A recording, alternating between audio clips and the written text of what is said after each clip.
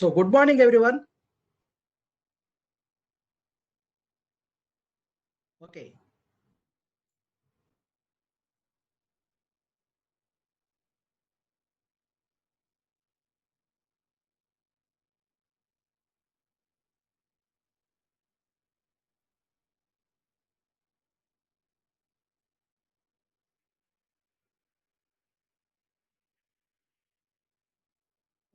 నాది screen highlight చేస్తే ఇంక స్టార్ట్ చేసేస్తాను. Okay, thank you.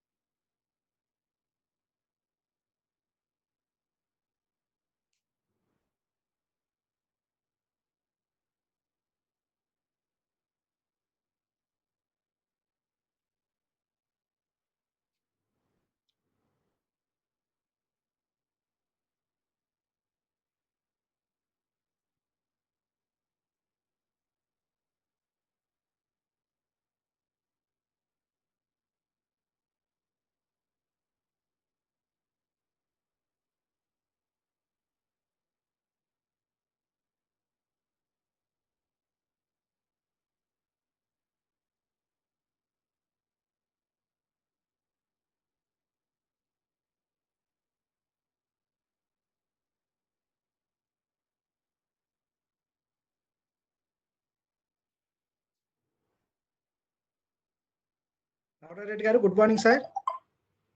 సార్ వస్తుంది చూడండి సార్ ఒకసారి. Just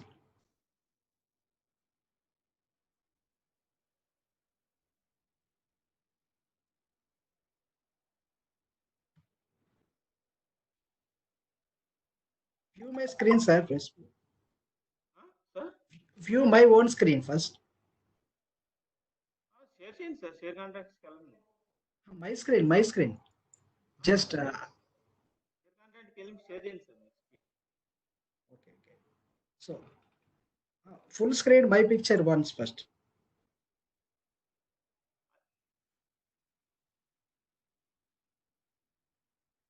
Only single view. అది మీ దగ్గరే ఉంది సార్ ఆప్షన్, అది మాకు ఫుల్ స్క్రీన్ కనిపిస్తున్నారు మీరు. Okay. Very good. మాకు మీకు ఫుల్ యూట్యూబ్లో చూస్తే తెలిసింది మీకు. Okay. So good morning, everyone. I welcome you all to this very important international web talk on Spanish flu to COVID-19 and the emergence of India as global team player management of pandemics. And I really appreciate participants from various sectors like industries, research organizations, academic institutions, research scholars, and very smart students because of their interest to know something and to do something because of these seminars and all. And please accept my namaste to all of you. And let me what is the importance of this particular seminar? What is the motivation for this particular seminar? As everyone knows how this particular COVID-19 has become a global pandemic and what are its impact. And apart from this kind of what you call this human mortality, and it has huge impact on several sectors like industrial sector, agriculture, and population and sustainable maintenance, education. Every corner and every sector, if you look at, there is a huge impact, and the people are not even ready to go outside for their livelihood activities and all. So this is a very bad situation.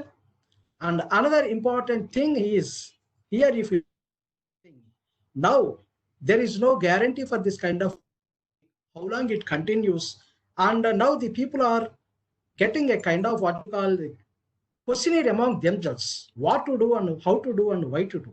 Because even if you look at this particular Indian situation, now it is a very huge situation in such a way that even if you look at these newspapers and the TVs and all, the situation is becoming worse.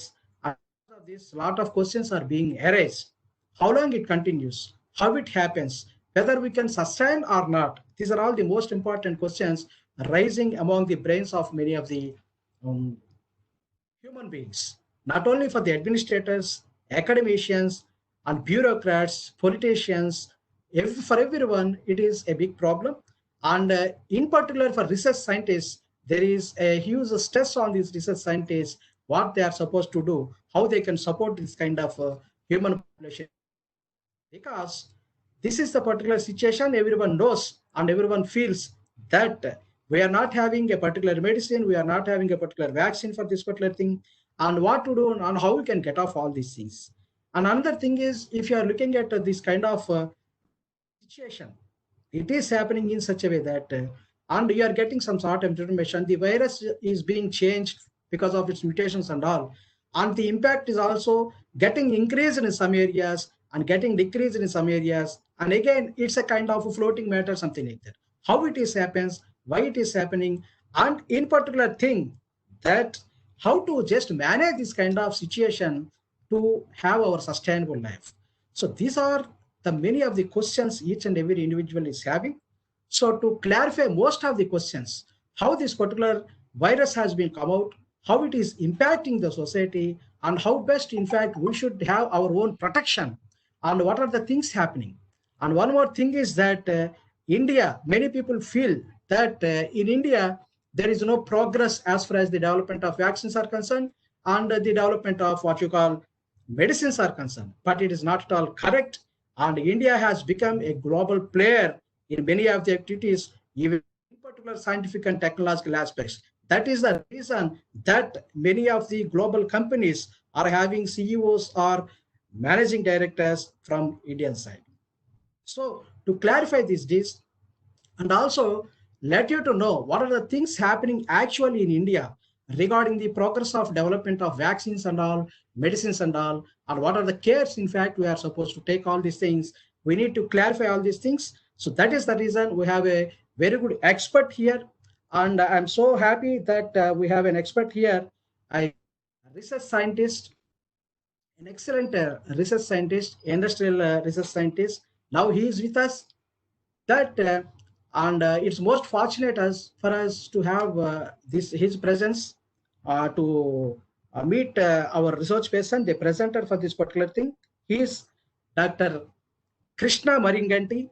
And before going to hand over to Dr. Krishna, I just like to have a small introduction to Dr. Krishna. So the presenter for this particular session is Dr. Krishna Maringanti. He is the Managing Director and the Chief Executive Officer for Collabs Pharma Limited. And coming for his particular educational background and all, he is originated from United Andhra Pradesh, hailing from Krishna district in United Andhra Pradesh. And he has a very strong educational background. He had his post-graduation degree from Andhra University. Then he obtained his PhD from one of the centers of excellence in India, not only in India, in the world's reputed institutions, the University of Hyderabad, that is Central University of Hyderabad, in organic synthesis. And after obtaining his PhD, he had been to US and he worked for his PDF in Houston. And then he continued his continual research for the development of so many medicine-oriented products, drug designing, drug delivery, drug identification, total synthesis, everything and all, in so many reputed organizations with extraordinary scientists, industrialists, and academicians, both in India and abroad, in particular US, Japan, Germany, and China. And to his credit, he had excellent research publications like in Nature, Journal of Organic Chemistry, JACS, what you call Journal of American Chemical Society. These are all highly reputed international journals, and where he was co-authorized with many of the persons. Almost some of his co-researchers were also very close to have these Nobel Prizes soon. And another important thing is he is an effective public speaker, and he can impress with any kind of audience with his voice and with his speeches and the content delivery. And he is a visiting faculty for many of the universities in India and abroad. And he is very contributory social researcher, and his inspiration is leading to many of the young researchers as a mentor. So many researchers, academicians are working with him as a collaborative research in so many centers of excellence. Like he is continuing his collaborative research as a kind of consultancy and the mentoring and all in many of the IITs in India, and also centers of excellence in international, in particular China, Japan, Germany, and US. And these kind of contributory researchers in drug designing, drug delivery, and drug identification for a proper solution are making him an excellent. And presently, he is looking over the research and the CDMO operations in Collabs Pharma. As I already told you, he is an active researcher. And apart from these very specialties, are he's an active mountain trekker and blogger. These are all some to say about our presenter, Dr. Krishna Maringanti. And I feel that you will be enjoying this presentation. And I think he will clarify so many things, what actually you are having. With this particular small introduction of our presenter, now I am handing over to Dr. Krishna M to take over. Dr. Krishna Maringatti, sir, the president, most welcome you, sir. On behalf of our management, our honorable chairman, Sri Satyanarayana Raj Garu, and our vice chairman, Sri Shesha Garu, who are backbone to us to yield all these activities. And on behalf of the audience, actually, we had a huge participation. And fortunately, because of the scalability and all, we have a live YouTube channel. Many of the participants, in particular young researchers, are watching this particular live broadcast through the YouTube. And many of the participants will be having this opportunity to hear to you. Now, I request you with a warm welcome to present you, sir. Welcome, sir. Thank you. Over to Dr. Krishna.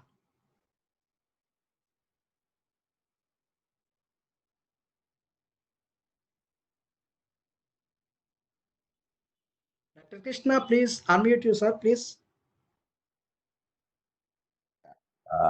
Thank you for the kind introduction, Dr. Razu. That's extremely flattering. And I hope that I'll be able to live up to your expectation up to a certain extent. Now, I need to get this over here, right? I need to get the screen sharing. Yeah, I do that. Yeah. And I do agree with Dr. Razu that I've been fortunate to have worked with some extremely eminent scholars, and which has been very enriching and entertaining, what I would say, because I've been a curious guy from the beginning. And that's what makes anybody a scientist. I hope I'm audible to everyone. Razu, am I audible to everyone? Audible? Yes, sir. Yes, very good. Very good it is. Thank you very much. And I believe that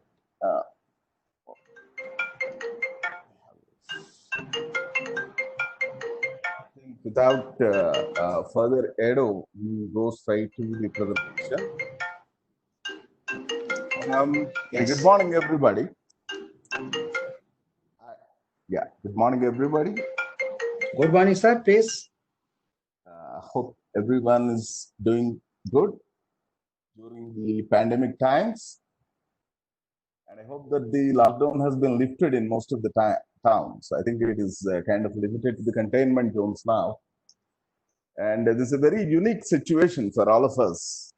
So when Dr. Razu asked me to present on COVID, I thought we draw certain references from the kind of experiences we had in terms of dealing with the pandemics in the past. Because most of the lessons that we learned in the past, they are going to be the guiding beacons. And they actually shows the way, like how we handle a new threat like Spanish flu. So I think without further ado, I go straight to the presentation. So before we actually get into as a preamble, I would just like to draw your attention to our speaker's mind. The beginning of this year, between January and February 2020, our state of mind actually that was focused on a couple of other bigger concerns that we had at that point of time. Because China just started reporting these cases, and the biggest concern was the US-China trade dispute. And the Brexit was another bigger concern, because these two players, the US, China, and Europe, they influence the economy of the world to a large extent. you may recall that most of the nations with highest GDP are these countries, like US, Canada. Canada is of course out of dispute. And US-China trade dispute was one of the things that was ravaging in that time. And one of the most important, issues why we were concerned about the US-China trade dispute was China's kind of workshop for the entire world. Um, can, can we have the other mic muted also, because I see a lot of disturbance here. Yeah. Thank you. So you may recall that China is a workshop for the entire world. A lot of stuff that we actually use as feedstock raw materials, from smartphones to electronics to automobile spare parts to feedstock raw materials, to pharmaceuticals, plastics, machinery, whatnot. China is actually the workshop for the entire world. Without the supply chain coming from China, a lot of production in other countries that's going to be affected. Because we are largely dependent on, from the chemistry standpoint, like when we make pharmaceuticals, we are dependent on China for getting most of the feedstock raw materials, also for certain intermediates, advanced intermediates. Because India as a country, it is kind of eschews of the last few steps in the synthesis of APIs. And our major strength is actually into formulation. So we are pretty good with the documentation. We have some of the largest number of DMFs filed in the entire world, actually, compared to even we are better than countries like Spain and Italy and a lot of other European countries. So it's pretty good shape when it comes to regulatory filing. Actually, that's what differentiates India. Like why India is one of the leaders, global leaders in terms of pharmaceuticals is the excellence that India had in terms of regulatory markets. Chinese market has been, its total bench top workshop kind of thing. The way you look at some of these manufacturing sites, like chipsets and other things, it's just like a shed. They have huge productivity. But the bottom line is, if the US-China trade dispute continues, that's going to have deleterious effects on the trade of a lot of other countries. Because these things are all, cooperative, mutually cooperative and complementary. And as we progress in the talk, I'm also going to mention these two terms, cooperativity and complementarity, in terms of the definition of life, in terms of the replication of viruses also. But right now, suffice it to say, US-China trade dispute was our topmost concern in January, February 2020. And Brexit also another one. I believe that the Brexit happened towards the end of last year. Finally, Johnson and his team, they could ratify it in the UK Parliament. But this Brexit delays and the consequences of Brexit, because Britain decided to exit from the European Union, that led to a certain trust deficit between the European countries and UK, and also, it kind of created a wedge, what I would say, not only between UK and rest of Europe, but also between UK and a few other countries, especially US. And there is also the third, I would like to stress this thing. The third most important concern was the possible pandemic spreading in China. Because globally, people understand the consequences of pandemics. Because the pandemics not only have deleterious effect on life, but they also affect the economy, affect the livelihoods. And to cut a long story short, by the time we arrived in March, by mid-March, a lot of countries decided to lock down. And we have seen the plummeting of the stock markets. And you'll be wondering, like, what a pandemic has to do with the stock market collapse. Why would the stock markets have, what they have anything to do? Because they're all swanky buildings in big towns, and pandemic is spreading through people. Of course, like those guys who are sitting in those swanky buildings, there are also people. The fundamental reason why a pandemic will lead to stock market spiraling is a pandemic means a lot of people cannot work, a lot of lockdowns. Lockdown means uh, goods cannot move from one place A to B. If goods cannot move from A to B, that leads to trade uncertainty. The whole stock market built upon the concept of trade. So whenever there is trade uncertainty, stock market collapses, and that's what happened. And to counterbalance, like the moment investor loses confidence, he tries to buy the stock. The moment he has confidence in the market, he puts the money in the stock. To counterbalance this thing, the governments have been trying to declare a lot of economic measures. We'll come to that later. Now, coming to this talk, um, this is kind of divided into a couple of portions. The first thing, we try to understand how these pandemics and viruses induce illnesses and what are the facts that pervade these the spread of pandemics. How do we understand these things? And what is all the gamut of statistics that we have been seeing on a day-to-day basis? And what is with this doubling rate? And what is with the CFRs, CRRs that people have been talking? What's all this statistical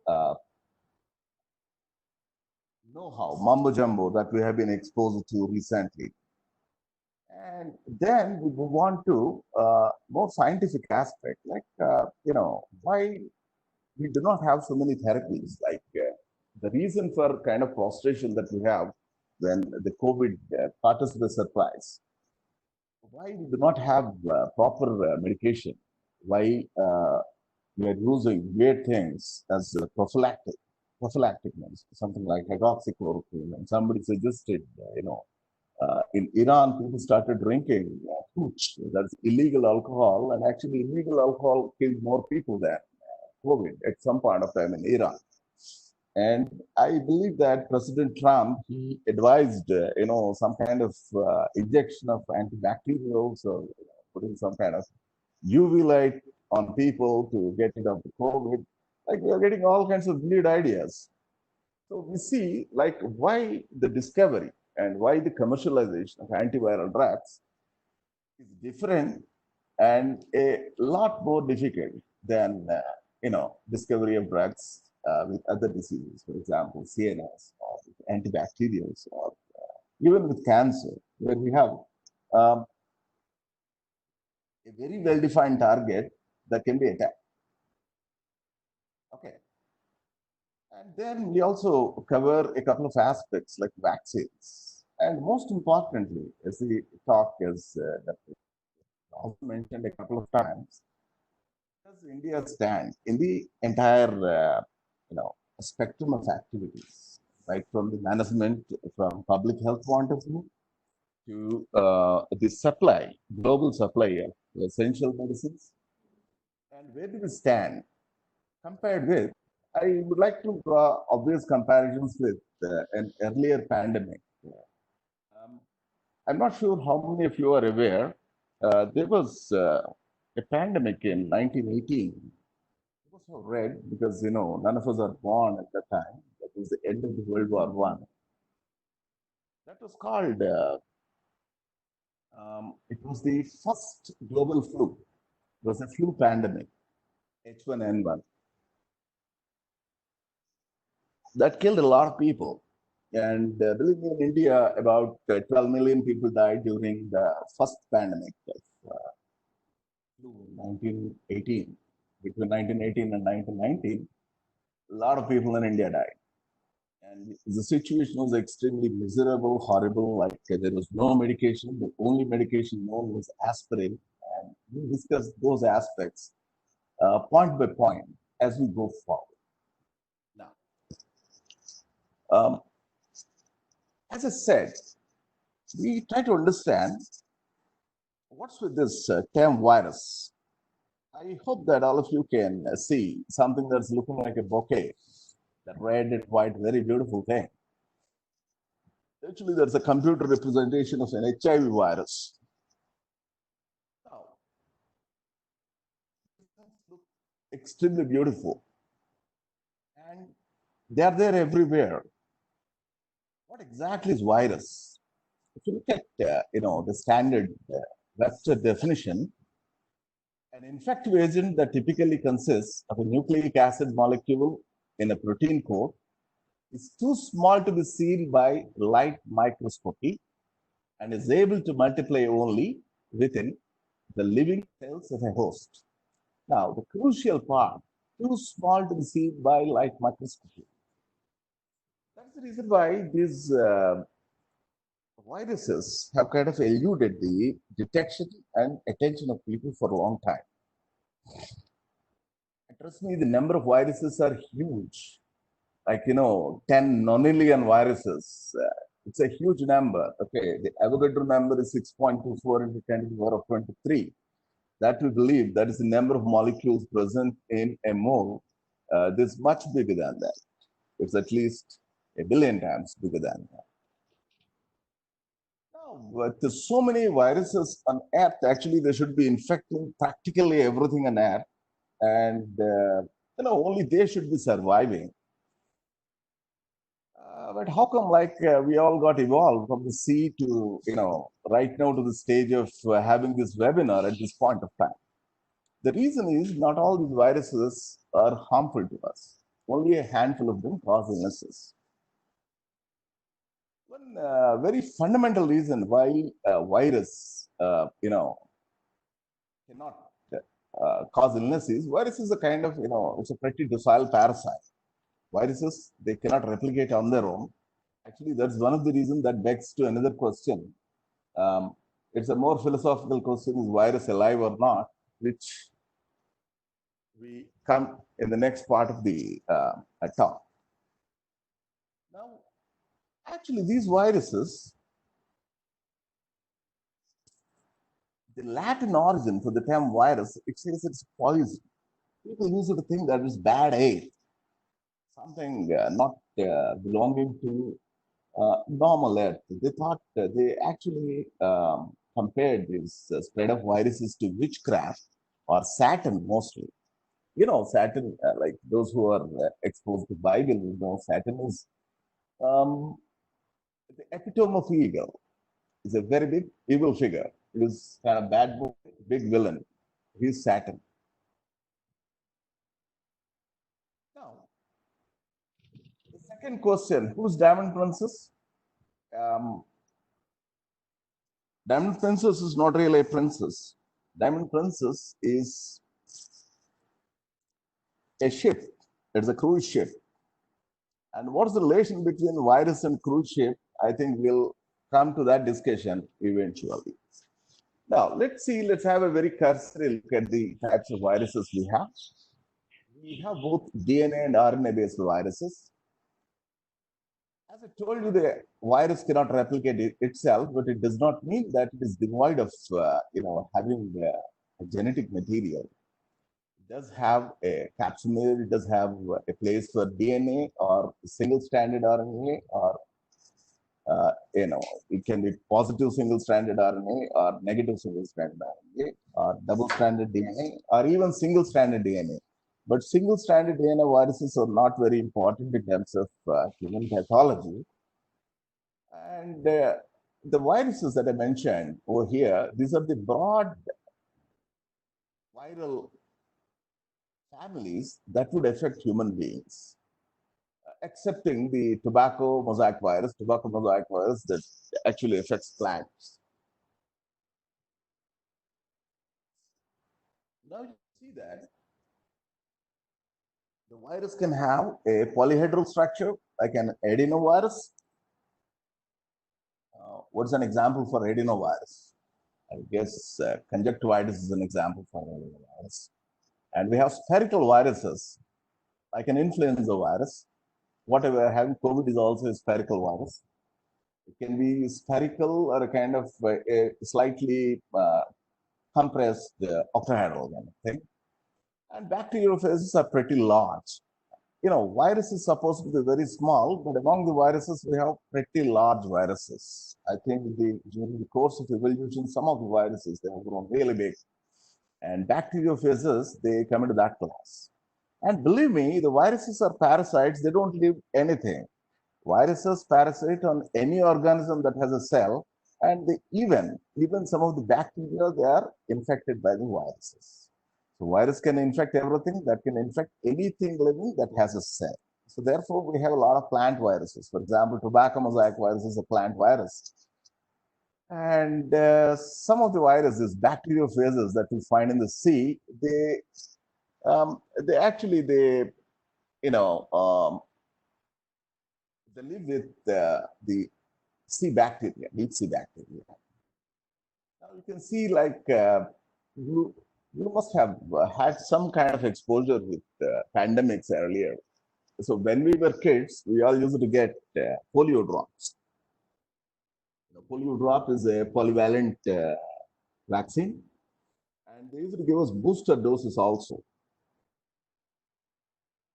Um, Unfortunately, this is not an interactive session. Otherwise, I would have asked you, like, what exactly you mean by monovalent vaccine? What is a polyvalent vaccine?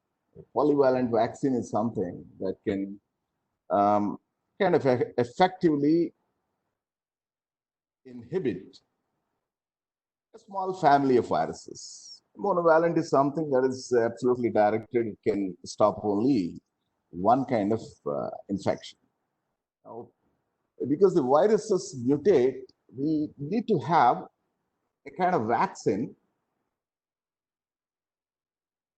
that can take care of a range of mutations. That's very important, crucial. Remember that. I think we'll come back to that later in the talk. Now, the nCoV virus, that is the bone of contention that we have right now, it's a positive single-stranded RNA virus. Same is SARS virus. We had a SARS outbreak in 2003. I think if we have students here, probably they would be kids, and a lot of other people would remember the 2003 SARS virus. I guess I was in China. No, not in China, but I did travel to China that time. I remember. Now we also have this dengue, common cold virus, and hepatitis C virus. Hepatitis C virus is also a very important virus. It causes that leads to liver cancer. And for negative stranded RNA viruses, like we have a very, very bad example, Ebola, which is actually, I heard about an Ebola outbreak in Africa right now. During COVID, it's a double whammy for them. Spread of Ebola is extremely bad. And we also have this measles, mumps, rabies. Everybody knows about these things, like, rabies, everybody knows, I'm sure. Like whoever was bitten by a dog, I hope that you won't get bitten by a dog. You take an anti-rabies vaccine immediately. Influenza, Congo hemorrhagic fever, Lassa fever, etc. I am not mentioning a lot of diseases that are not of common parley in India that we don't see normally. But nevertheless, I decided to add Ebola and Lassa here for reasons that you will know eventually. Now, we talked about, a virus being, an organism that cannot replicate itself. Anything that doesn't grow, obviously that's a question, is it living or non-living? That's another more philosophical question. What is life? And how do you know? How do you know is actually a much more fundamental question.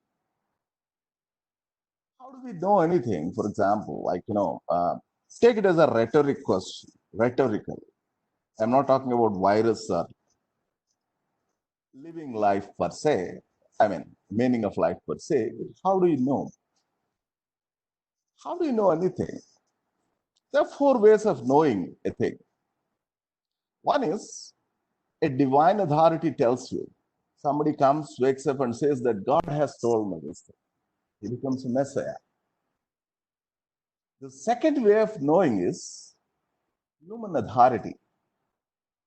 Human authority is like the person like who tells others, tells his disciples, whoever listens to him, he heard from the Messiah. Messiah is the guy who got the information from God. These are two ways of knowing things, but they are non-scientific. Non-scientific because the other two ways of knowing things is by experimenting and questioning whatever that is known. You need to question. How do you know? Obviously, if you're not curious, you won't question, and you will stick to the first two options, either knowing something by the divine authority or by the human authority. But if you are curious, you have to take the path of science and start actually examining the things by experiment without bias. And the fourth way of knowing is doing an experiment itself is not enough. You also have to use logic.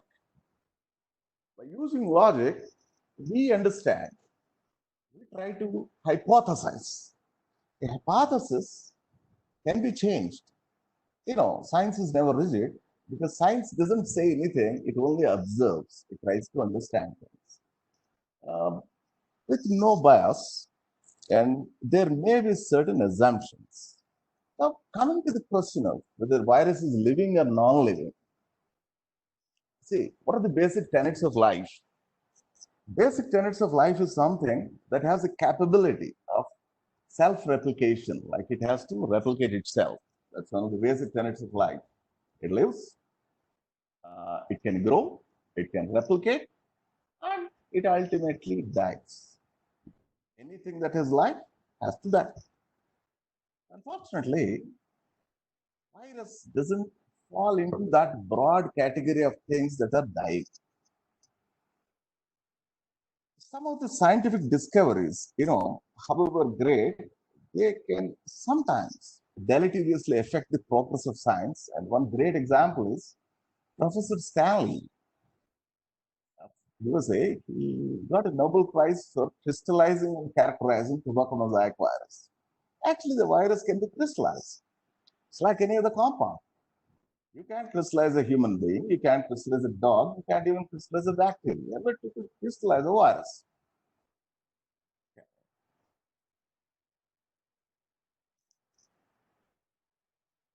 So it has been told, whether, from a philosophical, that their host dependence of replication, viruses are like a box of chemicals with borrowed life. Very poetic. A box of chemicals with borrowed life. Indeed, virus is a box of chemicals. Like, it has certain enzymes. It has enzymes like neuraminidase, and it also has one of the streaks of life, what I would say, let's be poetic, the single-stranded RNA or single-stranded DNA or even double-stranded DNA, they are like streaks of life.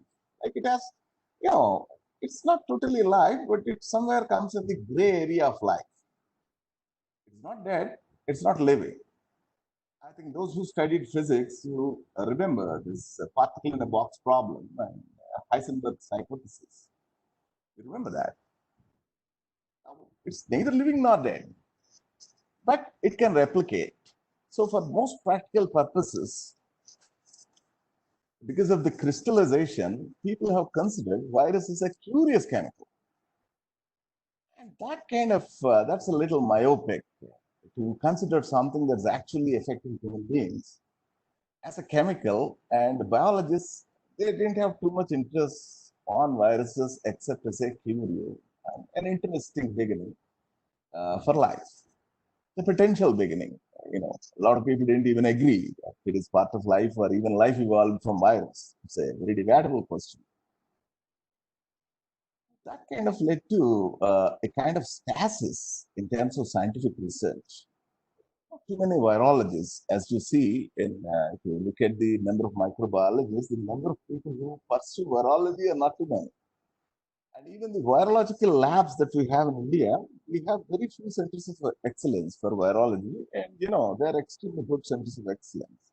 For example, the National Institute of Virology that we have in Pune, that's one of the seminal institutions that contributes a lot to the GISAID. GISAID is something, it's a global organization. We'll talk about it later. Now,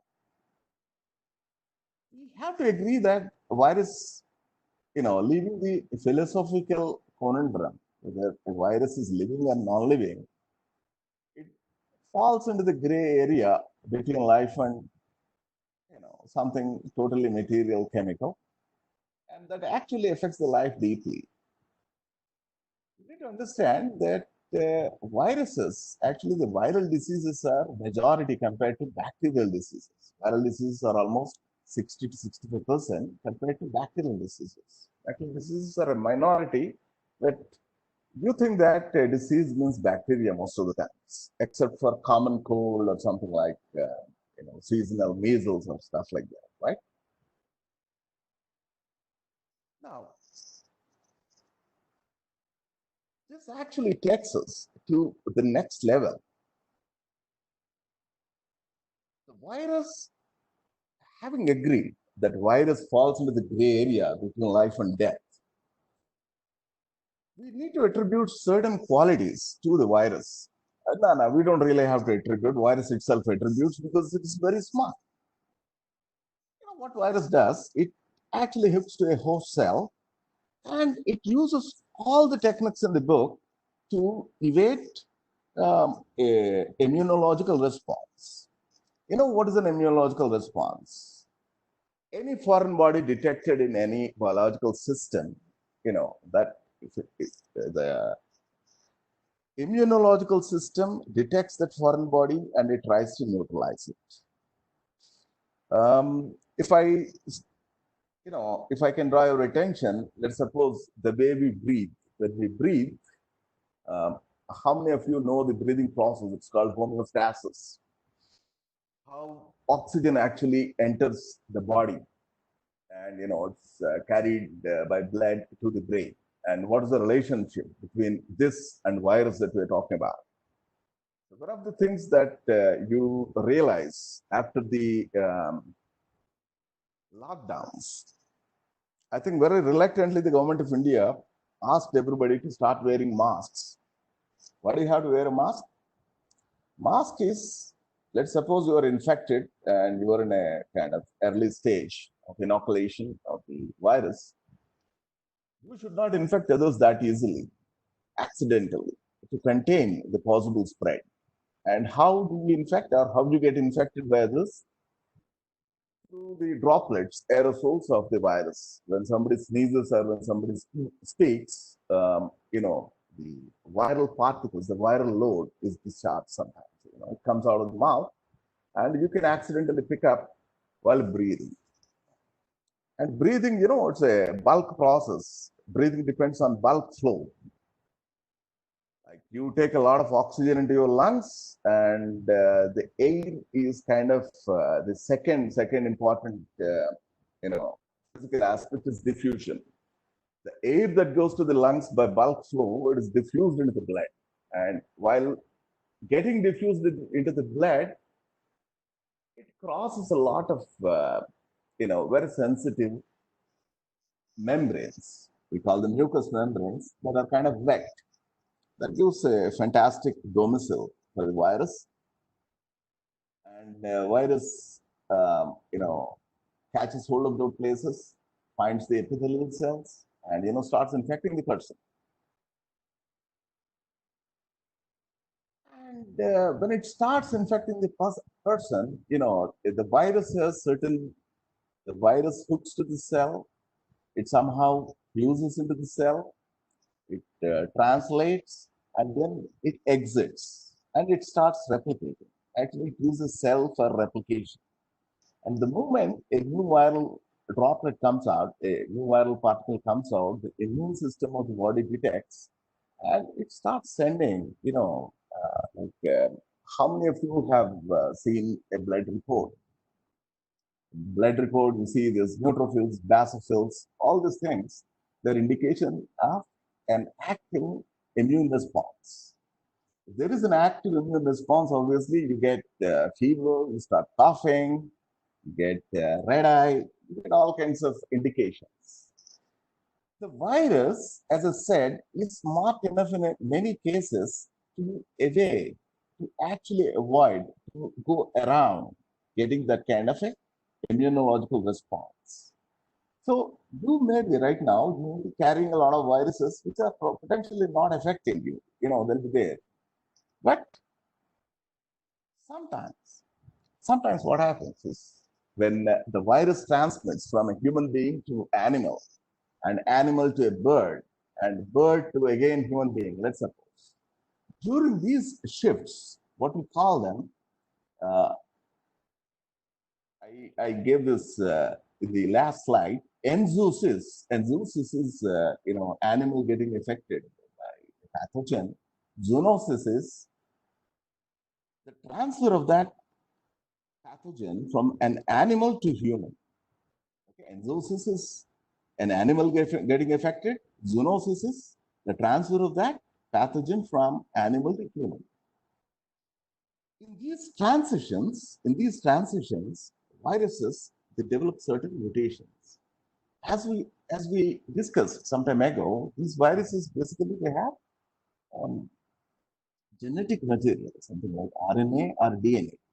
And we all know that RNA, DNA, they consist of base pairs. What are the base pairs? Adenine, guanine, cytosine, thymine. And if it is RNA, it has uridine. Okay.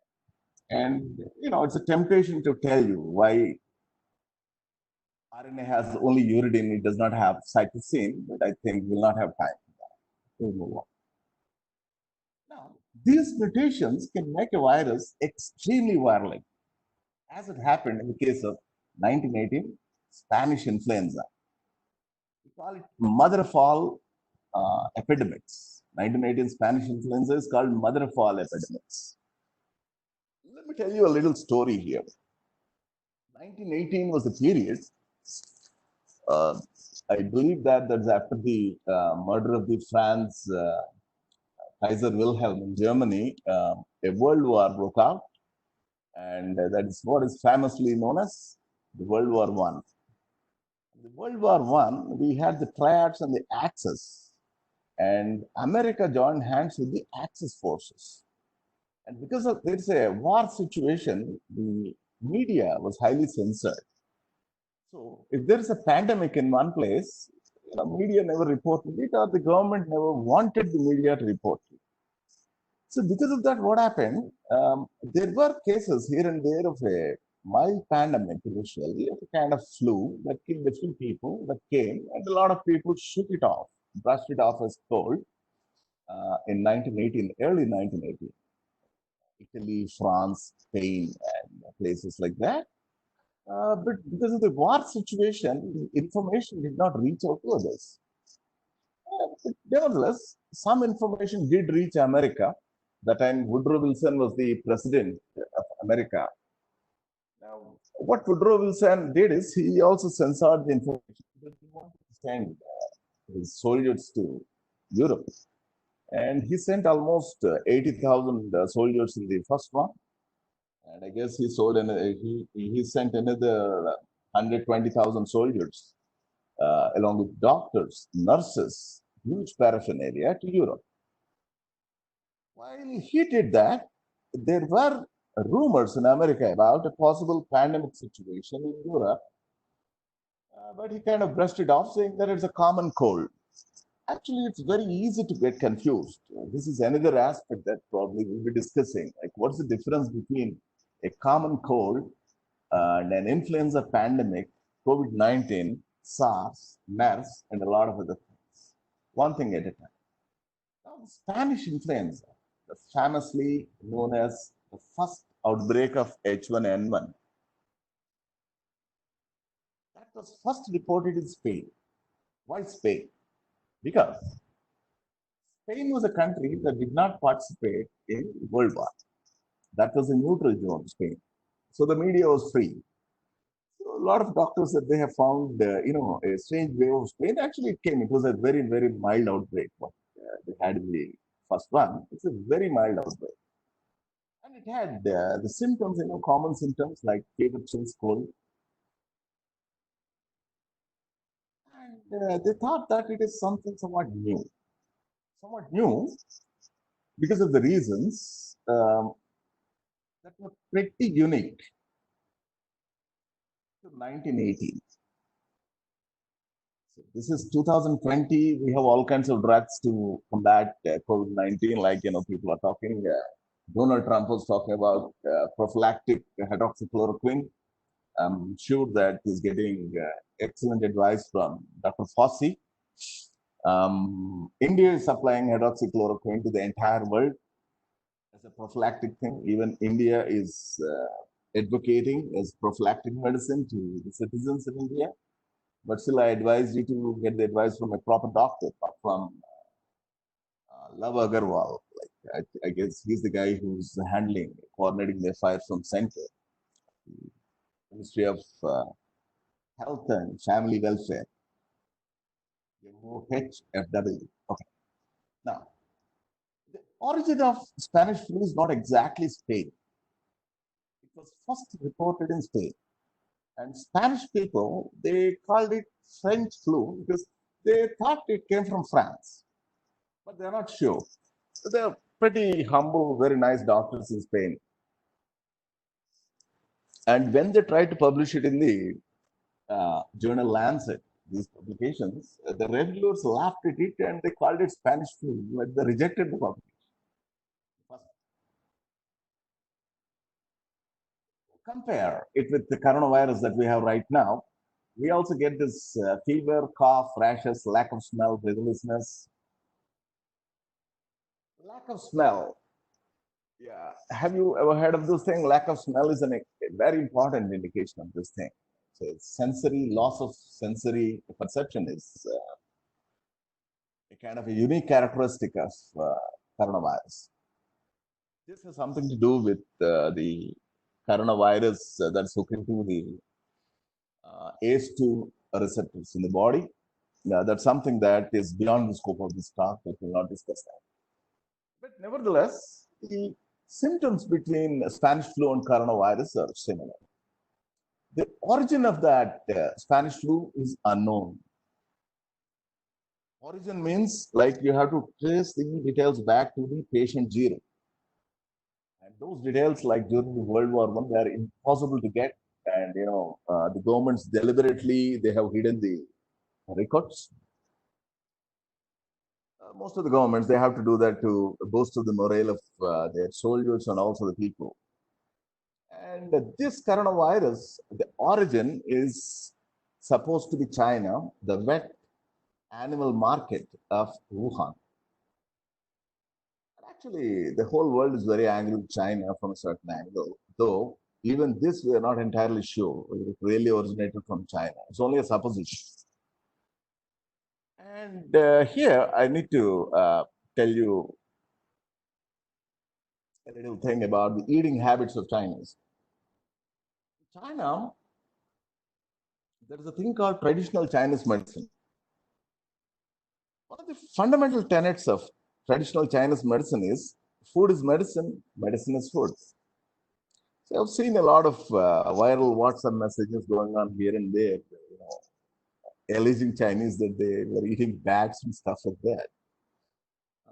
I know Chinese, and I have been working with them very closely for a lot of time. But I'm sure they don't eat bats unless it is prescribed by a physician.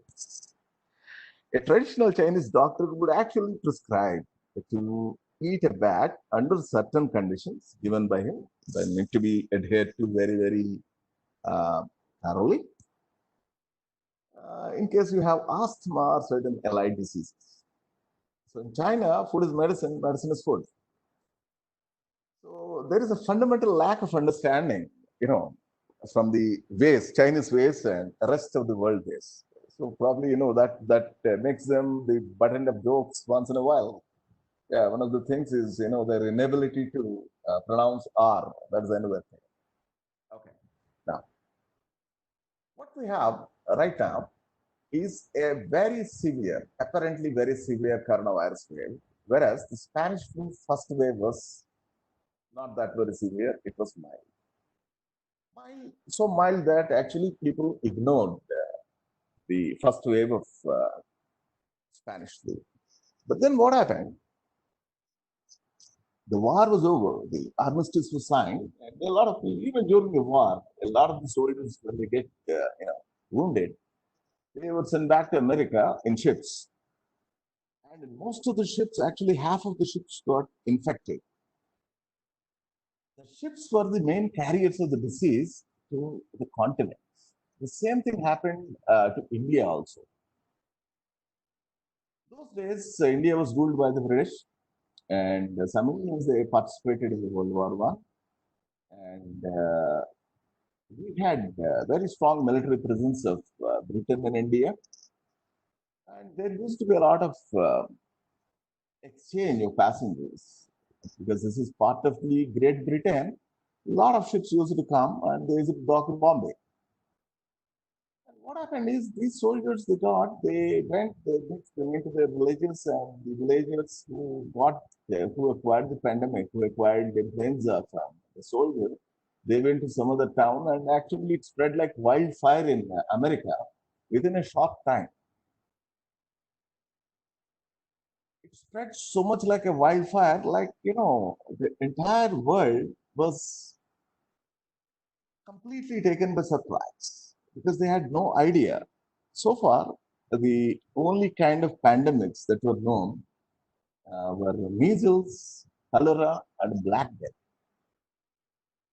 Black Death was something, that wiped off millions and millions, 50, 60 millions. Half of the population of Europe was gone in 14th century.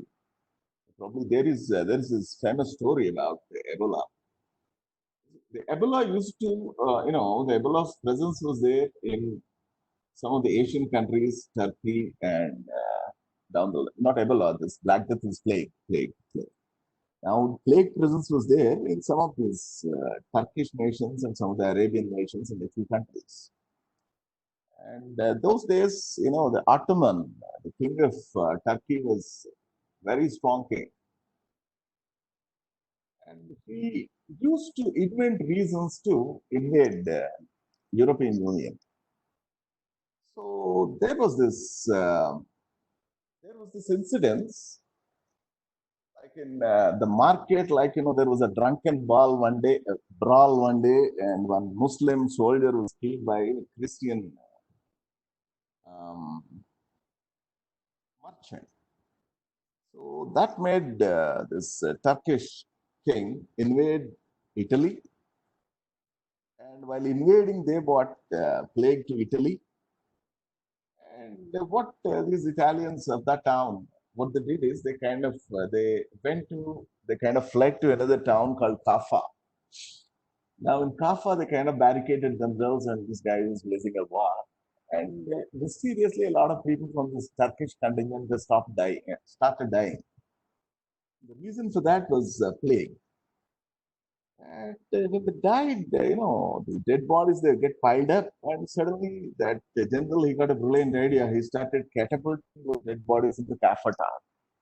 And that's how dead body virus may not come, but probably he might have catapulted some live people also. Somehow, like, it got into Kaffa, and from Kaffa, people started fleeing, and it spread entire Europe like wildfire. 50 million people died in the Black Plague. And the second wave of Spanish flu, which was the most fatal, and which was also called Bombay flu in India. Spanish flu for the world, Bombay flu for India, because Indians who docked in Bombay port, they brought this fever to all the corners of the country. And trust me, I believe that at least 12 million people died in India. And millions of people died in America also. And the effect is so dramatic that brought the average life expectancy of America down by 12 years. It is such a terrible way. And now you see the reason why the governments are, at the tinterhooks, they're taking so many precautions. They ask you to lock down and they are asking you to maintain social distancing. Social distancing is actually a new term. These things were discovered during the earlier pandemic breakouts. See, I told you about the plague outbreak in the 14th century. Now we are actually searching for medicines. Now we are searching for medicines for the coronavirus outbreak. And we are going to apprise the situation of Spanish flu in 1918 in a short while. But in the Middle Ages, actually, there were no cures. The only cures, medical cures that were known, as I told earlier, they were either advised by the divine authority or a human authority. Like when it comes to human authority, it is, it either came from Hippocrates or from Socrates or some Roman philosophers. So some of the things they used to do weird things. This plague gives you scabs. They used to, some of these cures are associated with the animals. So they get a fresh, healthy chicken and they pluck the chicken and they kind of rub the scab with that live chicken. The moment chicken gets the scab, they used to think that the disease transferred from the affected person to the animal. And some people, they used to take certain very interesting concoctions. There's a thing called a 5 cubes concoction, which is still used in homeopathy. These things were very expensive. Like one of the things that was widely used was the dragon horns powder. Dragon horns powder is extremely expensive those days itself. Huge, huge money. Only very wealthy merchants can afford that. So what people use to do is cheaper alternatives of dragon's horn, something like taking arsenic or mercury directly. And the ingestion of arsenic and mercury, that killed a lot more people than, the disease itself in some parts of the world. And the last but effective one, the only effective one that worked in the 14th century was isolation, social distancing, what we call it today.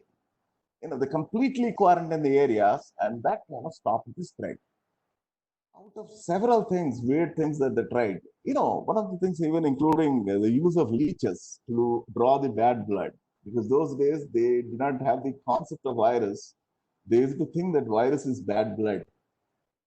Now, to draw the bad blood, there used to be some really experts, very expensive experts, who came the leeches and they put them on the bodies of the people who are affected.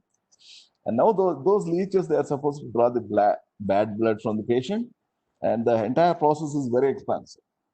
So because it is expensive, poorer guys, peasants, those days, poor people were called peasants. Peasants used to just do a small incision on the wound and allow the blood to flow and throw away the blood. It's a very pathetic, horrible situation because people had no clue. An unknown virus, unseen virus, considered as bad air, pervading the world and killing people, and dead bodies getting piled up. The same thing happened even with Spanish flu 1918. Dead bodies piled up. I believe that you understand the same thing happened with coronavirus also in Italy and in Spain and in Brazil. That's happening now, and even in Mumbai, it's happening. Some place, I believe that I heard in Mumbai, pile of dead bodies, because we only have, just like the hospital beds, we only have limited space to dispose of the bodies, as we have limited space to accommodate in ICUs in hospitals. We also have limited burial that leads to a huge amount of backlog. So these things that we have seen earlier, these things have been happening again and again in nature. It's a strange caprice of nature. I believe that it was propounded by Lama, somebody. He said the survival of the fittest. I think after each pandemic, the most resilient, they turn out to stay after the pandemic. But unfortunately, in 1918, the situation is not very different. In 1918, doctors were caught unaware by the Spanish flu. And the kind of medication that was known those days for fever, they used to give bicarbonate of soda. sodium bicarbonate they used to give. Even now, in some places, they give you bicarbonate of soda. The other medicine that was known was aspirin. Aspirin was first patented by Bayer. Bayer was a kind of world leader, and Bayer is another story, of course. Bayer is a German company. It's a family business. They use it to excel in the business of selling sodium salicylate and magnesium salicylate, which was extract of the willow. It's a, it's a kind of plant medicine. And as the chemistry progressed, scientists understood, whoever were employed by Bayer, how to make it synthetically, the acetyl salicylic acid. They patented it. The patent was just expired before the outbreak of 1918. And that led to doctors started prescribing huge quantities of aspirin. They even recommended 30 grams of aspirin. Now we never take, the maximum recommended dose of aspirin is 4 grams. Even if you take it that level, you're going to get lessons in the stomach. You're going to bleed it out. And it can be extremely poisonous when you take aspirin in such huge quantity. There's always a difference between medicine, poison, food. That's how our medicine, our tenet of medicine works here in India or in the allopathy. Now, this aspirin became the poison, and that led to huge edema. The people who died in the autopsies, they were found to have lungs filled with fluid. At one point of time, your immune response, again, the same thing that I was talking about, that gets activated, and then it's confused whether this is something that is doing good or not doing good. And at the end of the day, the death is very rapid, painful, and people died with complete pulmonary edema. The lung sacs filled with water. Now, when it comes to coronavirus, the situation is different. Here, the autopsy of the patients who died revealed that people are having symptoms of HAPI. HAPI is high altitude pulmonary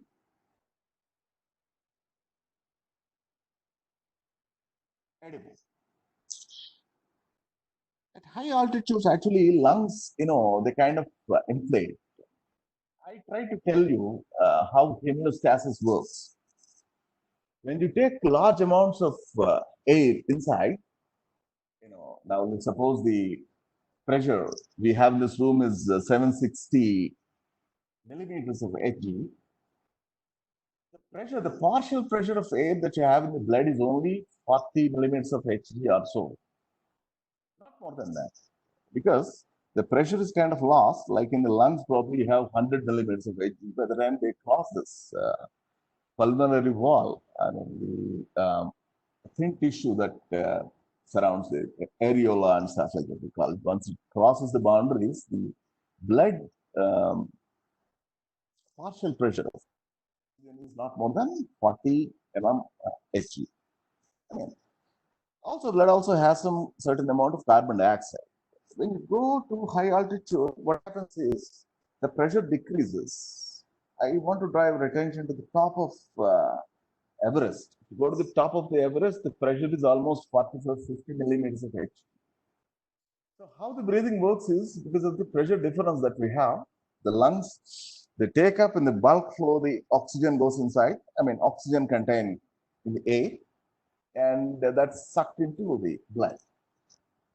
But then the pressure gradient is so low. The pressure gradient is extremely low. So that creates a kind of very typical situation for the lungs. Okay. Now, that's what we call it as typical high altitude sickness. Because of the drop of oxygen levels in the body, you get all kinds of symptoms. I have seen this as a mountain. If you go to altitudes above 5 kilometers, you get headache, dizziness, and you slow down actually. Even the vehicles slow down because there is not enough oxygen. Now, with coronavirus, one of the symptoms that we have seen is the situation of the lungs is similar to high altitude sickness. It's not filled with liquid, because we are not taking aspirin. We are using other sets of medication. Another important contrast between Spanish flu and coronavirus is healthy adults were kind of affected by the Spanish flu. Young people died, pregnant women died, children died. But old people seem to have mysteriously certain amount of immunity with the Spanish flu exponent. And the coronavirus, what we are seeing is adults over the age of 50, 60, or people with comorbidities. That means people with diabetes or hypertension or with, immunocompromised people. Like people who are immunocompromised, that means they have an immune system that has to be controlled by giving them immunosuppressors. So those people, they are getting affected, and actually they are the top 80% of the people who die with coronavirus. And the virus type is both are RNA viruses, and there were certain races that are immune for Spanish flu, but for coronavirus, I'm sensing that probably in Oceania and in some parts of Asia, and even probably the Celtic region, people may have certain amount of resistance, not resistance. Yeah, they may have resistance for this thing. Like as we see the data, we're going to appreciate that. And the only effective measure for both Spanish flu and coronavirus is quarantine. Like quarantine is proper quarantine. Like, people are learned during Spanish flu. Schools, colleges, temples, mosques, all public places are closed. No unnecessary travel, clamp down of curfew, social distancing, person to person distance 6 feet, hallmark. Remember, even now, I think we still have the disease. India has one of the highest rates of, we are recording highest rates of disease right now. Though it's not apparent, though the death rates are not very high, still, when you look at the averages, when you look at the daily figures, I think we are recording 10,000 plus cases. So social distancing is very essential even now. Okay. And in a while, I'm going to show you like how the entire mechanism of public health works. Okay, again, another thing, no handshakes. Actually, this was invented during that time only. This handshake is a very popular way of greeting in Britain. World was dominated by Britain those days. So even they stopped shaking hands. No parties, no handshakes. And spitting is banned.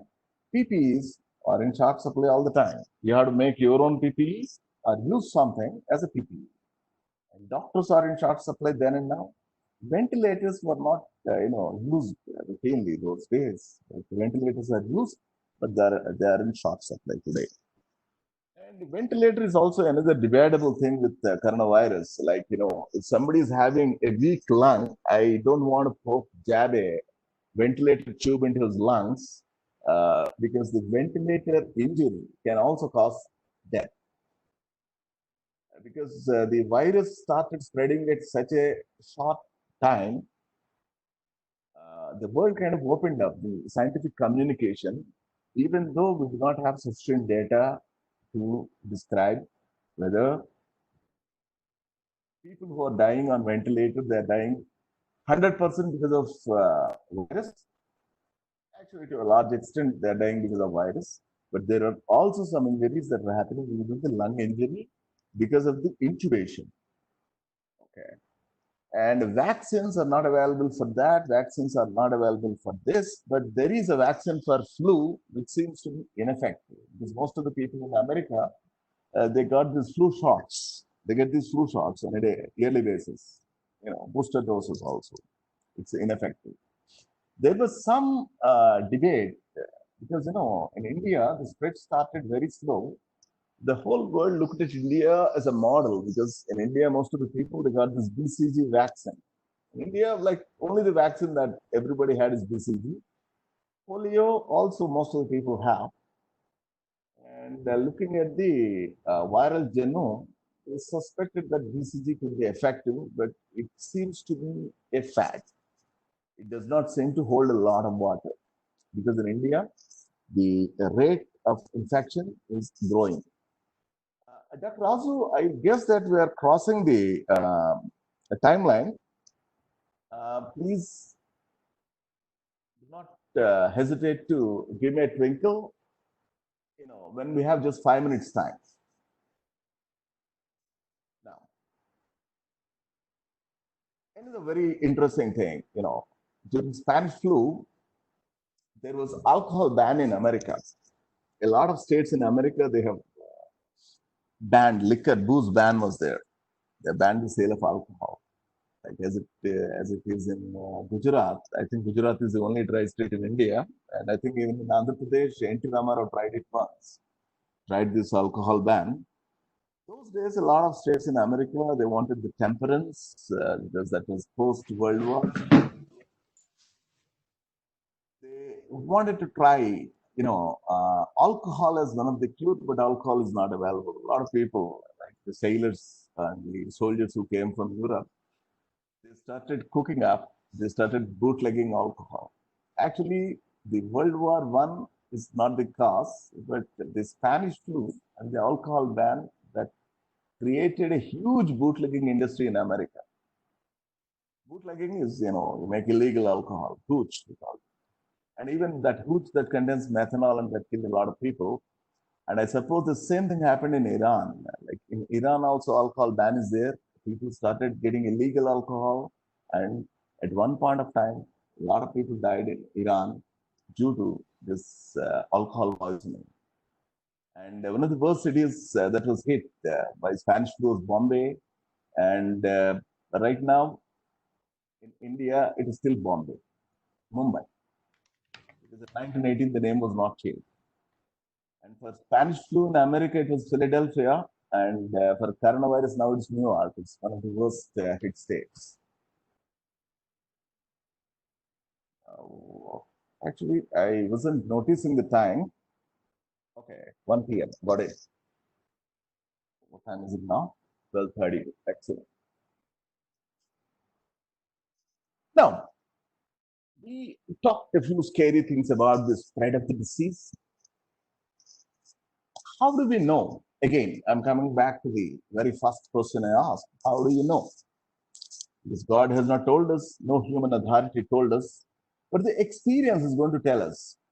One of the experience tells us that there are two things that are actually very critical in estimating the spread of a pandemic. One is the basic reproduction number. The other one is the fixed interval period. What is fixed interval period? I think this will be, let's suppose the virus takes certain amount of incubation period. And the guy, the person, whoever gets the virus, after incubation, he starts spreading it to person X. Now, there are three scenarios. Which interval is shorter? Like the serial interval, like the time taken for transmission of a person who's incubated to the other person versus the time that's required for incubation. And another important number we have is the basic reproduction number. Now, out of these two numbers, the fixed interval spread, that's something the incubation period is one aspect of that, and the fixed interval of spread, the time taken from the person who is fully infected to the second person, and he's in proximity, that is not going to change. The only number that we can control is the basic reproduction number. As I told you, this is like Avogadro number. This number has no units. It's just a number. The basic reproduction number. And I gave you an equation for those. This comes out of statistics. This is highly disputed. A lot of people question this, but nevertheless, this is the only straw that we can hold on during a pandemic that is with, unknown pathology, unknown medication, and in unknown situation. We try to hold on to the straw of this basic reproduction number, and we try to get the fixed interval spread as soon as possible. Now, we need to see higher the number, higher the chances of it spreading. you can see that measles spreads very easily. So is conjunctivitis. But the numbers for H1N1 influenza 2009, I think it's more related to America actually. This H1N1 influenza spread that came in America, not relevant to us, but SARS is relevant to us. We had some SARS patients. The number is supposed to be 1 to 2.75. And for SARS, I believe that it is touching 3.5. Why I am giving a range? That is another aspect that I would like to discuss, but we do not have time. But I have given the statistical relevance of this thing. Basically, how we arrive at the basic reproduction number is you take the total number of people infected, you divide it by the total number of contacts, and you multiply it with the number of contacts, time, and that goes on like that. It's basically something that comes out of a lot of thinking, statistics, data. It is more or less a well-balanced guesstimate. It's a guess plus estimate based on data. And that is only the star that we can hinge upon. And also you see the FIS, like if you have higher FIS, the disease takes longer time to spread. That means, it can be contained easily. Smaller the number of SIS, higher the virulence, as I'm going to show you here.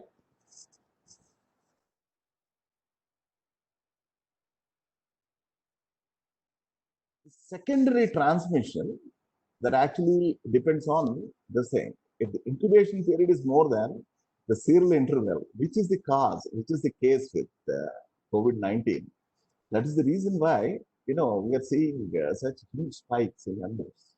Like when it comes to SARS, SARS that we had in 2003, the incubation period was shorter than the serial interval. If the serial interval is higher, the spread is likely to be lower. So, such being the case, we understand certain figures, key statistical figures, this R naught, what we call R naught and FIS. The FIS for COVID, we understood that it is 4 to 5 days, and R naught is something. Oh, why is growing big? Oh boy, small. All right. Now the R naught is between 1.5 to 3.5. And it is extremely important for us to bring the R naught down below 1. If the R naught is 1 person is infecting 1 person. If R naught is 3.5, 1 person is infecting 3.5 people. And the transmission happens in a matter of 4 to 5 days. That means 1 person infecting 3.5 people, and 3.5 people infect 3 into 3.5 people, 3 into 3 people in a similar portion of time. So, like, the numbers you see, you are likely to see the numbers in a while, if you have time, they get really, really alarming. In a matter of days, 1 person can infect, 1 person's infection can take the numbers down to thousands and even hundreds of thousands. And how do we handle this thing? I think globally, we follow this hammer and dance principle. If you don't do anything, the infection is going to grow like wildfire and it's going to wipe off a percentage of the population. A percentage of the population is something, what we call it, case fatality rate in this case is, for India, it's around 3%. So if you allow this to happen, we will have 3% deaths of the entire population. And 3% of even 100 crores of people is not small, 3 crores of people. That is huge burden on the medical system, huge burden on the economy, and it is a very horrible, pathetic loss of life. And if you just mitigate it, the line is going to be something else. The hammer principle makes sure the hammer, what is hammer? What we had on March 24th, Modi he asked us to maintain 1 day lockdown. 24th, is it? 24th. 1 day lockdown. And then it led to a kind of a lockdown we still have. I believe that we're not totally out of lockdown. Now only things started easing up. it was almost 60 days lockdown where you're not supposed to go out, you're not supposed to meet even your relatives, travel, everything, total everything is banned. And I think I don't have to explain further because you have felt this, you have seen this already. So that's what is called hammer. The dance comes next. Actually, in June, we are in the dance phase.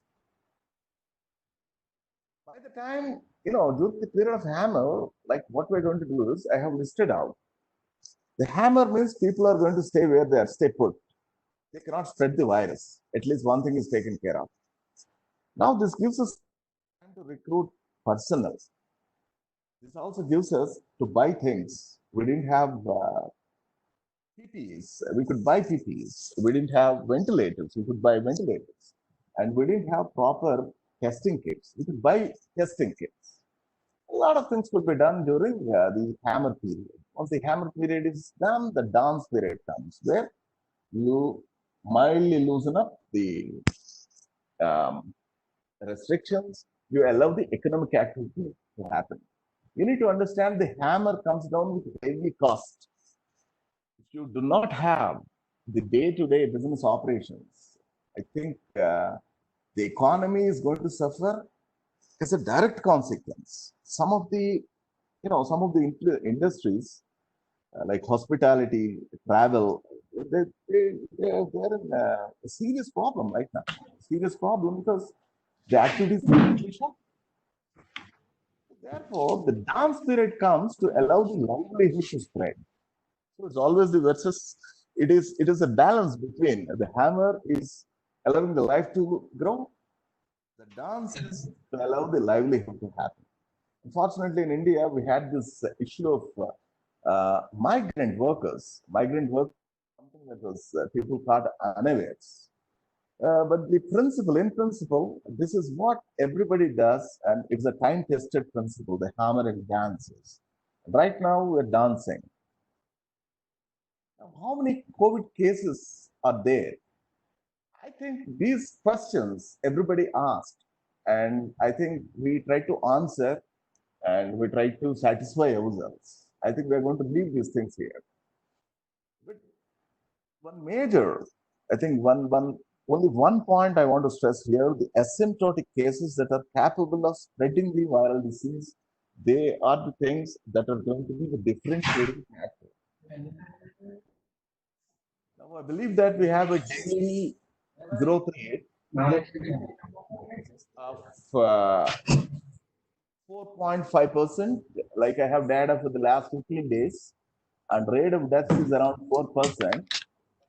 And just try a simple plot, okay? Simple plot between the growth rate, daily case growth rate. If you draw a simple plot between the number of cases on a time scale, the slope gives you the growth rate. And actually, you can extrapolate the slope to get the rate of doubling. So that's how Love Agarwal tells us once in a while that, we are good, like our rate of doubling is increased from 11.3 days to 14.5 days. It's not very difficult to do. You users can do it. If only you have the data, you just have to extrapolate the graph. So this is how it looks like in India. Right now, we have data for the last 15 days. The past 15 days, the growth rate seems to be simmering down from 5.4% to 4.5%. The death rate is almost constant, but don't be alarmed about the death rate because death rate is a culmination of the higher growth rate in cases that we had earlier. So, as the growth rate of cases that comes down, the death rate increases briefly, and then that also comes down. Let's hope for the best. Now, where India stands in terms of rate doubling, this is another very important thing.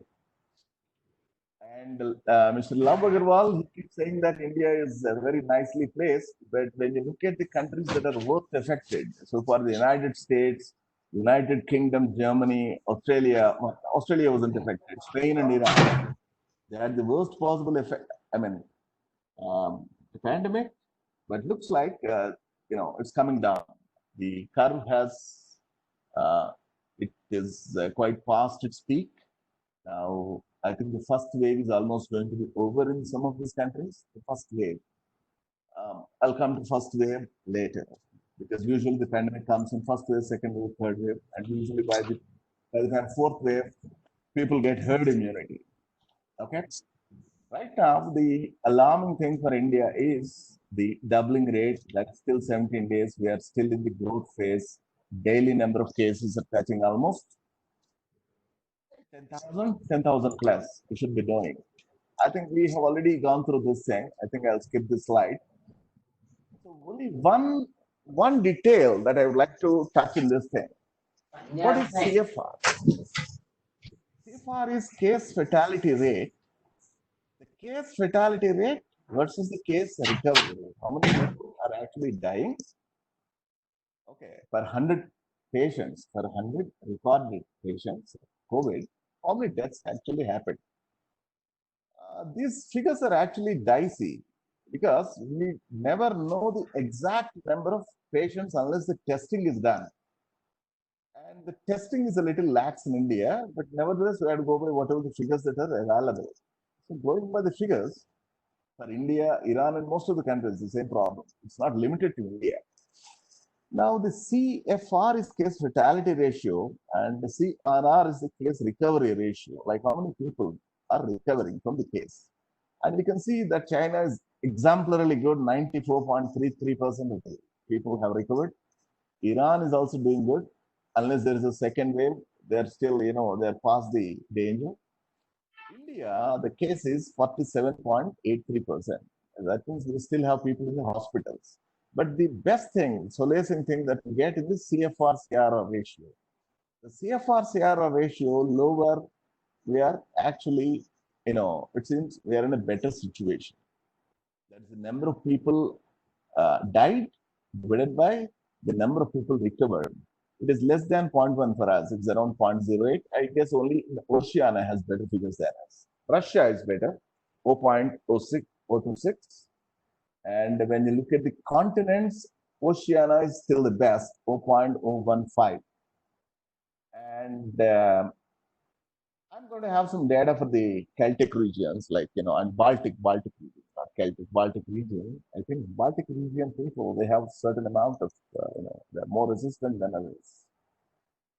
And this is how the situation is in India. I'm not going to go through these graphs because these graphs are based on data that is available to us.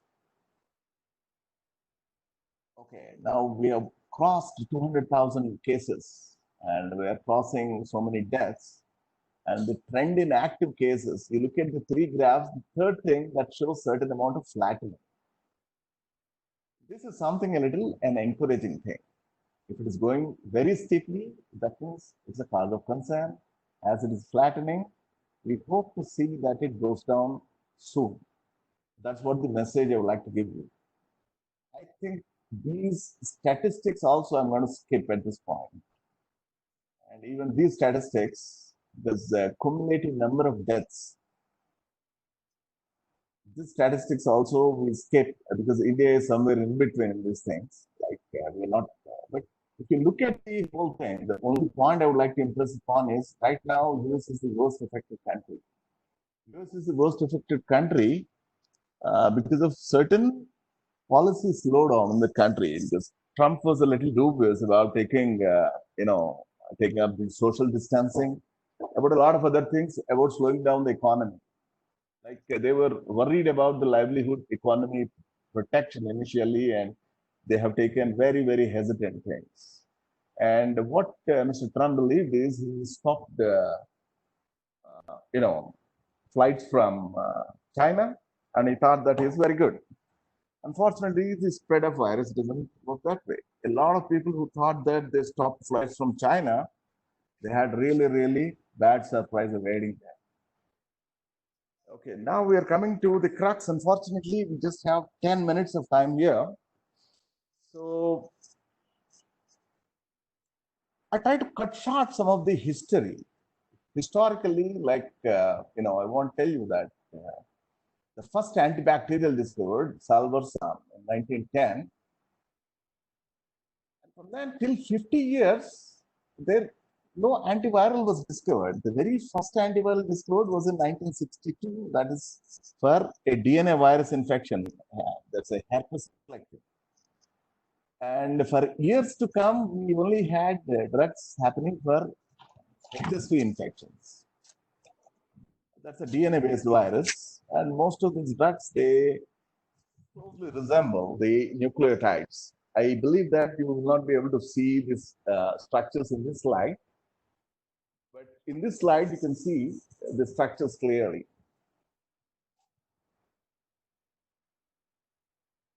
Most of these structures, that closely resemble nucleotides.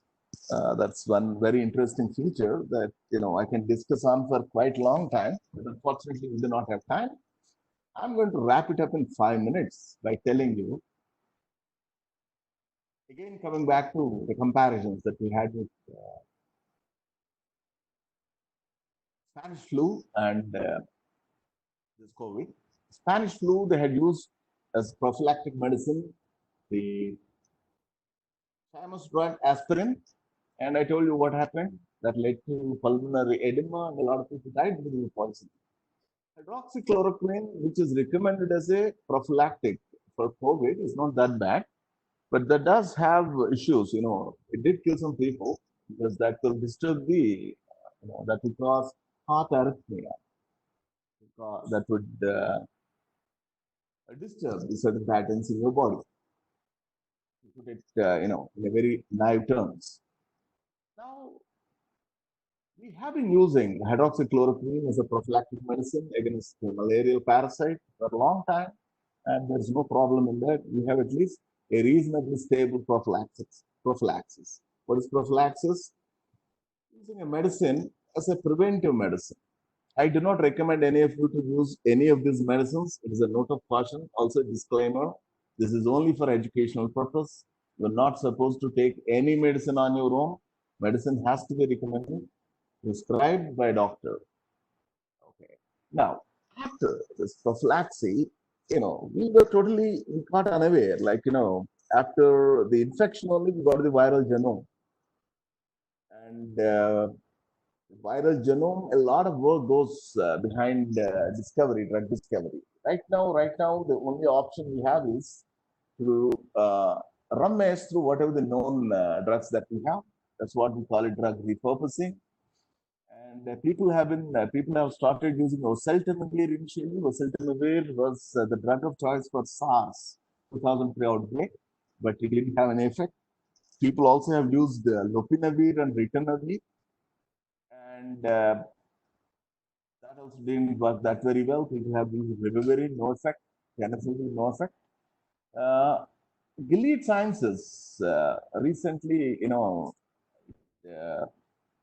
declared that remdesivir is working. It is decreasing the hospital stay of intubated patients. Intubated means like people who had ventilated with them from 14 days to 11 days. That's a pretty interesting thing.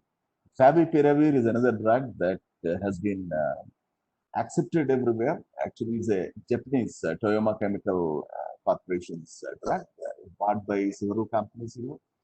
I think in China, Hysan farm that has licensed it, bought the license, and India Strides Aqua Labs is making it. And I think quite a few number of companies in Hyderabad also do it. Actually, this time the contribution of India from the times of Spanish flu to COVID-19 has increased in a manifold way. Actually, people are looking up at India for these drugs, for these APIs, seriously. And that is actually a very comforting thing in that time. At least we have done, some solid work for a period of time. We're in a better situation. And just to remind you that these drugs, this remdesivir, not remdesivir, favipiravir was originally tested for Ebola and Lassa viruses, kind of discontinued because of the high toxicity. But it's working for coronavirus, at least partially. We're good with that.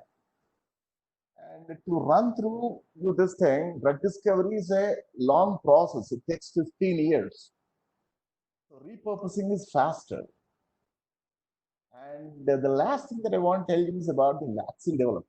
Even vaccine development takes a long time. Three golden rules to develop any vaccine. The vaccine itself should not be the poison killing the patient. The vaccine should be safe and it should be sufficiently antigenic.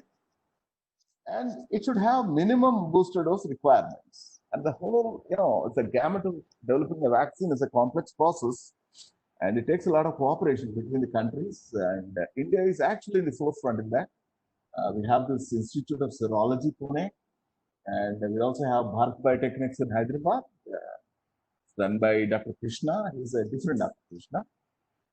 And we have quite a few other biotech companies that are actively involved with, international research institutions that are developing viruses. And all these companies, not all the companies, especially the Institute of Virology and Serum Institute, they are actively engaged in, they are very, very actively engaged in transferring the data to GISAID. And what is GISAID? It is a global organization that we have in Switzerland that collates all the viral genomic data of influenza viruses. They have all the entire viral genomic data that gets updated on a weekly basis. And based on the database in GISAID, we know that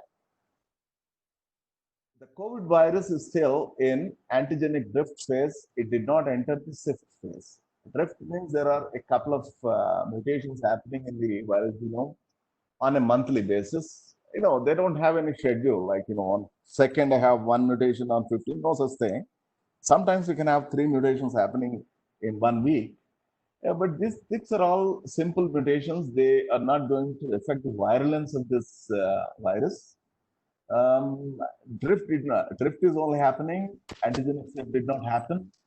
And we have a lot of data right now in terms of the virus.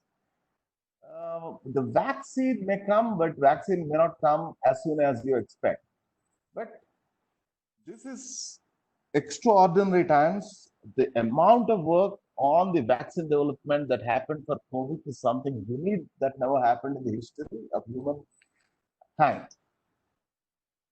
People worked on tenterhooks, and I'm sure the vaccine is going to be developed in a short time.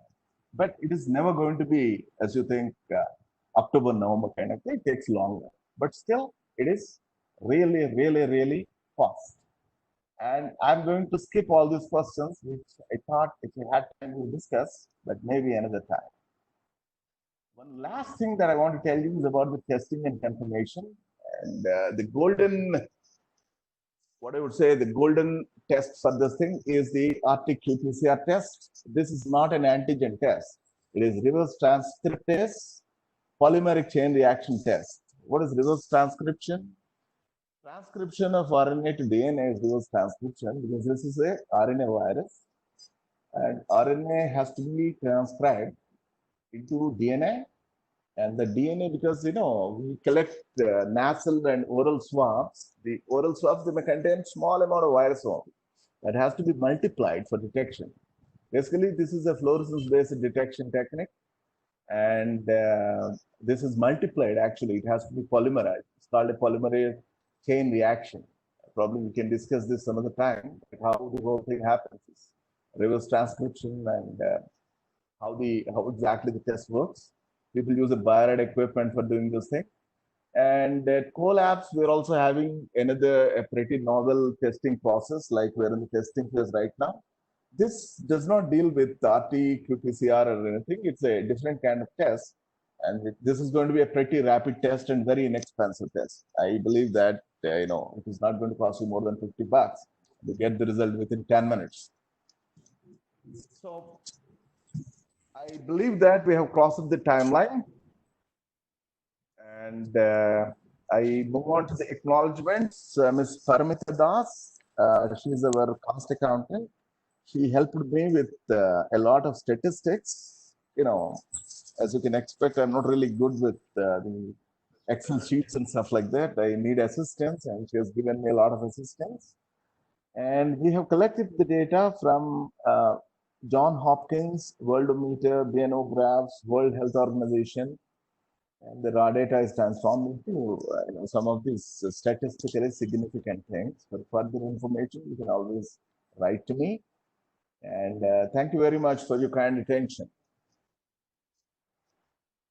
So, thank you, Dr. Krishna, for his excellent and wonderful thing. Now you can stop your screening.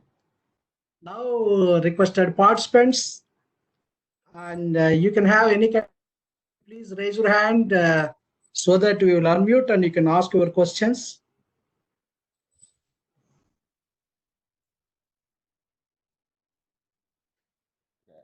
I hope that I have stopped. Anyone from any side? Anyone from have any questions? Yes.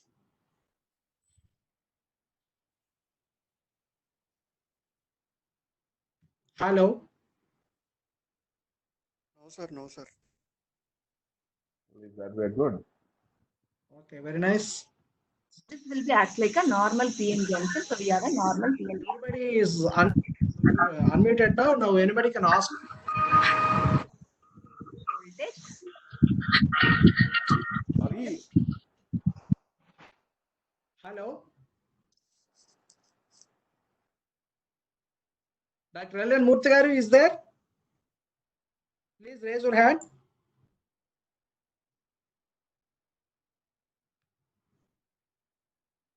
So, Dr. Krishna, it is really a wonderful thing. Wonderful in the sense, not a simple thing to say like this. Almost for about 2 hours, we had an excellent session where actually you were given a wonderful information in connection to the genesis, the continual changes in the virus, and what had been happening since decades in the world, of course, in India, right from Spanish flu to coronavirus, COVID-19. What is the present status in the entire globe, of course, in India, regarding the generation of the vaccines and the medicines. And we're so happy to see that such kind of wonderful information you must not have found elsewhere, because it's a huge analysis right from the day one when actually this particular COVID-19 case was reported in the China. The data is there with Dr. Krishna, and he was given. It is a wonderful information. Only because of my request, he was able to just share this data with us, and it is being published in a very excellent nature journals, because the world is in need of such a wonderful information. And this information can be used by our the computer science faculty or fraternity as a kind of the big data analysis, and it's really useful for the scientific field who are really working for drug discovery, drug designing, and medicinal discovery and medicinal designing. He was clearly emphasized what actually the drugs like the vaccines and medicines are required for this, what is actually happening. And also he specified the importance of Indian contribution, because many of the people knows that India is not doing this kind of research. Simply they will be saying that in US it is being done, in UK it is being done, not like that, because we are the number one exporter for like what kind of the hydrochloroquine and all. Now we are contributing a lot as far as this particular process designing drug discovery is also doing. Of course, we are running we in collaboration with foreign laboratories also, and at the same time, on this particular our expert Dr. Krishna, along with his team, is also having an excellent contribution. Actually, it is a fortunate for us to have his time here at the moment, because he's in very big time, where actually he's working for this kind of drug discovery, drug designing regarding this kind of COVID-19 vaccine medicine. And apart from that, he was also mentioning that in his labs, he is developing a kind of diagnostic kit where in fact a COVID-19 patient can be identified within 2 days.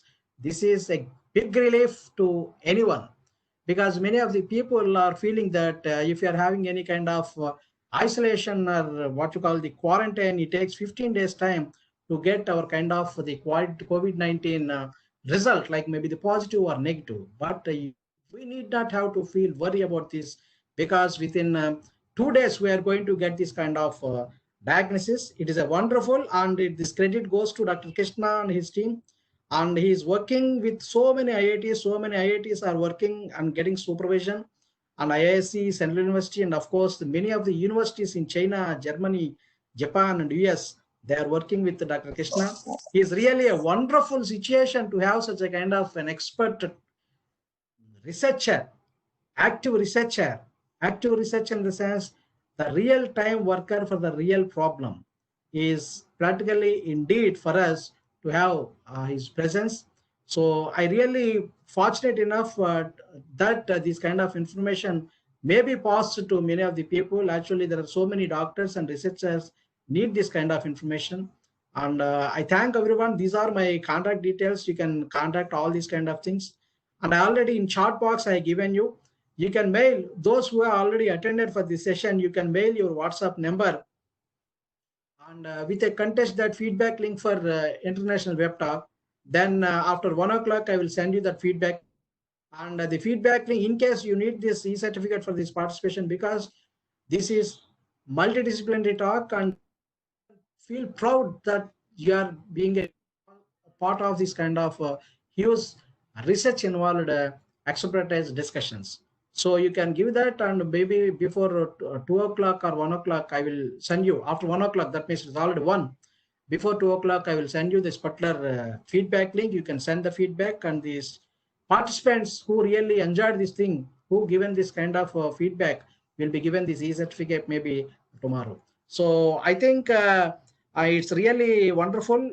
And I want to conclude this kind of session by just once again telling my deep gratitude to Dr. Krishna. And one more thing I want to tell you all, that he is one of my biggest friends. He is one of my thickest friends. And we are being friends almost more than 2 decades. We were classmates, we were co-researchers, and we used to share the knowledge like that. And we have a huge team, and actually many of our co-researchers, because of they're already arranged, because many of them are already engaged with these kind of and they're unable to participate. It is really a wonderful thing that a real-time researcher is sharing his thoughts and he's sharing his expertises to an academician, and it will be really wonderful. And thank you very much, Dr. Krishna, on behalf of my institutions, GUIDE institutions, in particular GUIDE Engineering College, all my faculty members and the students and the participant. And really wonderful. And pray God that India will still lead to the better position with all these kind of things. We'll definitely become a kind of a global player. We will mitigate all these problems, and all the activities will go on smooth as usual, as we are expecting in India. So thank you all for your participation. Once again, Dr. Krishna, thank you so much. Jai Hind.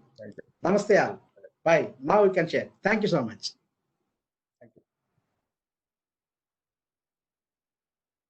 Now you can leave, Dr. Krishna.